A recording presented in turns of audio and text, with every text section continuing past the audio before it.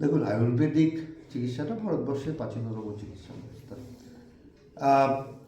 এখন যেটা বলতে পারি আমরা সেটা হচ্ছে সরকারিভাবে আয়ুর্বেদিক চিকিৎসা, হোমিওপ্যাথি চিকিৎসা, যোগা থেরাপি সব কিছুকে আবার নতুনভাবে আমাদের সিস্টেমের মধ্যে অঙ্গাঙ্গিভাবে জড়িত করে তার শ্রীবৃদ্ধি ঘটানো, তার যথাযথ জায়গায় যথাযথ উপাচার দিয়ে সেই চিকিৎসা ব্যবস্থাটাকে আরও সুদৃঢ় করার প্রয়াস নেওয়া হচ্ছে। সেটা হচ্ছে আজকে আমি রামকৃষ্ণ মিশনে এসেছি।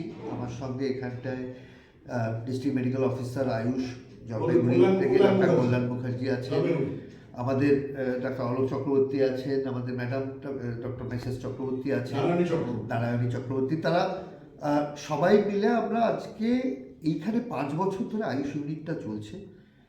অত্যন্ত পরিপূর্ণ একটা ইউনিট, যেটা মানে আমি শুধুমাত্র তাদের এই অনুষ্ঠানটিকে আসা নয়, আমি এই আজকে জানেন আমরা অত্যন্ত ব্যস্ত আছি, তার মধ্যে আমি এসছি হচ্ছে যে আয়ুষের কতটা ইমপ্রুভমেন্ট বা কতটা জায়গায় সেটার ব্যাপ্তি ঘটানো যায়, এই বিষয়টা আমার এখানে বুঝে নেওয়াটা দরকার। কারণ এই অনেকগুলো বিষয় যদি আমরা আমাদের রাজ্যের সরকারি স্বাস্থ্য দপ্তরে আমরা আনতে পারি, তাহলে কিন্তু মানুষের অনেক বেশি উপকার দিতে পারবো। তো সেই জন্যই ওখানে পঞ্চকর্ম পদ্ধতি যেটা আছে, আরও অনেকগুলো পদ্ধতি আছে, একদম লেটেস্ট পদ্ধতিগুলো এখানে চালু হচ্ছে। সেই জায়গাটা আমি একটুখানি গিয়ে আমি অত্যন্ত আনন্দিত এখানটায় এই সময়টা কাটাতে পেরে। ঠিক আছে স্যার। আয়ুর্বেদিকের এই চিকিৎসা কেন্দ্রটা 5 বছর উত্তীর্ণ হয়েছে। গত বছরই 5 বছর সম্পূর্ণ হয়েছিল। আজকে ডক্টর সুদীপ্ত ভাদুড়ী, যিনি এখানকার সিএমওইচ, উনি এসেছিলেন।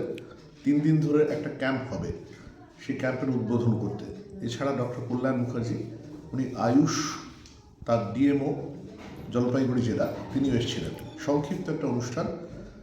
আয়ুর্বেদিক চিকিৎসা যে গুরুত্ব রয়েছে, আমাদের দেশজ চিকিৎসা যে অনেক ক্ষেত্রে পাশ্চাত্য অ্যালোপ্যাথিক চিকিৎসার চেয়ে নানা দিকে শ্রেষ্ঠ, তো সাইড এফেক্ট যে কম, সেটা এই আয়ুর্বেদিক চিকিৎসা এখানে জনপ্রিয়তা, লোকের যে গ্রহণ দেখে সেটা আরও বোঝা যাচ্ছে।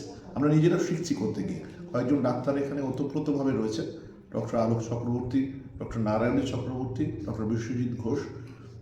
এরা নিয়মিত আসেন। সপ্তাহে আমাদের একদিন চেম্বার হয়, কিন্তু এরা অত্যন্ত নিষ্ঠাবান। এবং এই যে কারণে কোনো দিনই এই সপ্তাহে একদিন হলেও পেশেন্টের সংখ্যা 30-এর কম তো কোনো দিন হয় না।